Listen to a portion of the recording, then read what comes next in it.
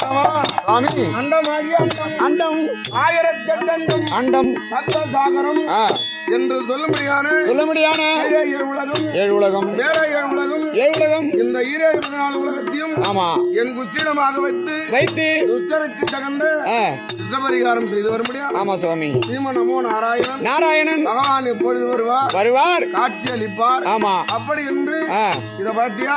ஆமா பகவானுடைய அடியாரெல்லாம் அமர்ந்து கொண்டிருக்காங்க. பார்த்து ஒண்ணுமா இருக்கிறார். ஆமாங்க. யுக முடிவானதும்